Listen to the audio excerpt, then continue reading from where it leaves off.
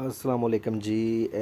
Brunei दी मस्जिद जामिया असरिया ਇਹਦਾ ਬਾਹਰ ਦਾ ਹਾਲ ਹੈ ਤੇ ਬੜਾ ਹੀ ਵਧੀਆ, ਬੜਾ ਸੋਹਣਾ ਵਿਊ ਹੈ। ਮਾਸ਼ਾਅੱਲਾ ਬਹੁਤ ਖੂਬਸੂਰਤ ਮਸਜਿਦ ਬਣੀ ਤੇ ਐਡੀ ਖੂਬਸੂਰਤ ਮਸਜਿਦ ਜਿਹੜੀ ਹੈ ਉਹ ਕਿਤੇ ਵੀ ਨਹੀਂ ਦੇਖੀ ਹੈ। ਤੁਹਾਨੂੰ ਇਹ ਮਸਜਿਦ ਬਸ ਬੁਰਨਈ ਦਾਰੁਸਲਾਮ ਦੇ ਵਿੱਚ ਤੱਕਣੇ ਨੂੰ ਲੱਭੇ ਦੀ ਇਨਸ਼ਾਅੱਲਾ। ਸਰ ਤੋਂ ਵੱਡੀ ਮਸਜਿਦ ਐ ਫੁਆਰੇ ਸ਼ਵਾਰੇ ਲੱਗੇ ਨੇ, ਪਾਣੀ ਸ਼ਾਣੀ ਦਾ ਇੰਤਜ਼ਾਮ ਲੱਗੇ।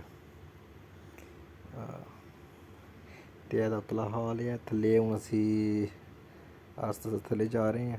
ਤੁਹਾਨੂੰ ਹੁਣ ਬਾਹਰ ਦਾ ਵਿਊ ਵੀ ਦਿਖਾਉਂਦੇ ਹਾਂ। ਪਹਿਲੇ ਗਰਾਊਂਡ ਫਲੋਰ, ਇਹਦੇ ਬਾਹਰ ਦਾ ਵਿਊ ਹੈ। ਆਪਣਾ ਫੁਆਰੇ ਸ਼ਵਾਰੇ ਪਾਣੀ ਸ਼ਾਣੀ ਕਿੰਨੀ ਖੂਬਸੂਰਤੀ ਨਾਲ ਲੱਗੇ ਹੈ।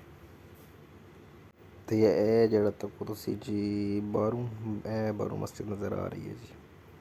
ਤੱਕੋ ਕਿੱਡੀ ਪਿਆਰੀ ਟਾਈਲਾਂ ਲੱਗੀਆਂ ਨੇ, ਮਾਰਬਲ ਲੱਗੀ ਹੈ। ਤੇ ਇਹ ਜਿਹੜੀ ਬੁਰਨਈ ਦੀ ਸਾਰਿਆਂ ਤੋਂ ਵੱਡੀ ਮਸਜਿਦ ਹੈ। ਤੁਸੀਂ ਇਹਦਾ ਪਾਰਕਿੰਗ ਏਰੀਆ ਤੱਕੋ, ਪਾਰਕਿੰਗ ਏਰੀਆ ਵੀ ਚੰਗਾ ਵਸੀ,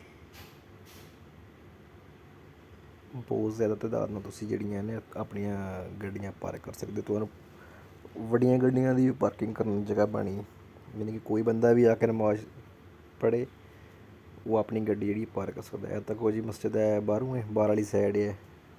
ਮਤਲਬ ਇੱਕ ਸਾਈਡ ਹੈ, ਦੂਸਰੀ ਸਾਈਡ ਨਹੀਂ ਬਣਾਈ ਵੀਡੀਓ। ਇਹ ਜਿਹੜੀ ਹੈ ਬਾਹਰਲੀ ਸਾਈਡ ਹੈ। ਤੇ ਇਹ ਜਿਹੜਾ ਸਾਰਾ ਪਾਰਕਿੰਗ ਏਰੀਆ ਤੁਸੀਂ ਦੇਖੋ ਕਿੱਡਾ ਵੱਡਾ ਪਾਰਕਿੰਗ ਏਰੀਆ।